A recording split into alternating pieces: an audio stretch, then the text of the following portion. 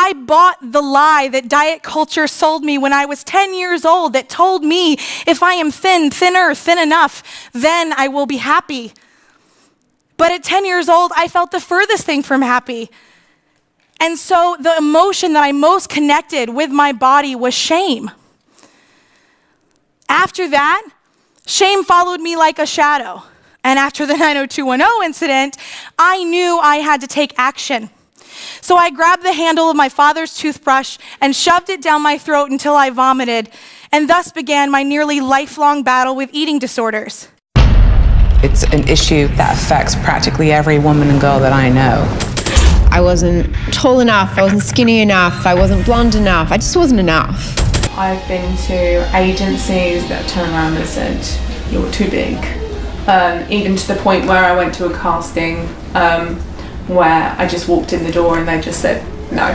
It is difficult when you get knocked back for being plus size. My dad always called me fat and all that kind of stuff, and my mom did too. My mom was always really tiny, and so I felt that if I punished myself by not eating, then maybe my parents would want me. I don't see it as a plus size. I see women in different shapes, and they should all be treated the same. Would you ever download a plus size dating app to find this fat girl? Hey man, gotta do what you gotta do, man. You know what I'm saying, bro? Could you fuck a fat chick? Man, I knock the jelly roll off that pussy. I lift that jelly up and get to work. Hey, more cushion for the pusher. And these fat hoes, you might be sleep on them, cause that. But could you date one? Could I date one? 5'2", at least 400. 400. Shit, yeah. Nigga, she got the food stamps. Nigga, she got everything. She gon' feed your little ass. I'm trying to tell you, get you one of them big bitches. Yes.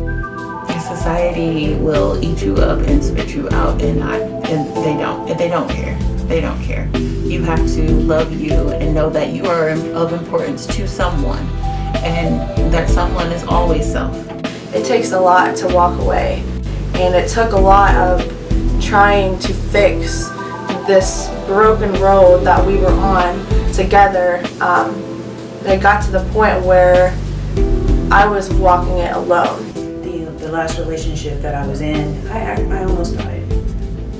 When I had met him, it was cool. Everything was, oh my God, you're so beautiful. I love the plus side. I love the big girls.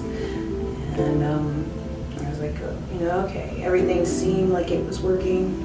And then this whole other dark side just like randomly came out of nowhere.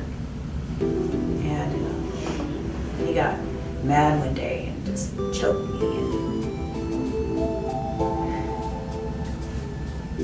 and threw me around the room, and I left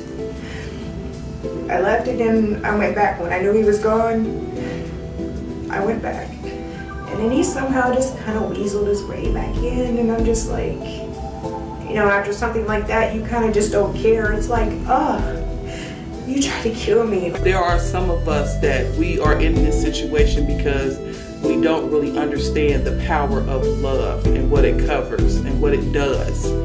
And we abuse or allow our bodies to be used, and we abuse our bodies because of that ignorance of what love really is. You already have the greatest love of your life. You just don't realize it till you find it, and that is yourself. Being able to accept your size, but not look at it as a hindrance or a roadblock or a setback when it comes to you wanting to step out the box and get into whatever you want to get into in life. That will help drive you and push you and give you that higher confidence within yourself.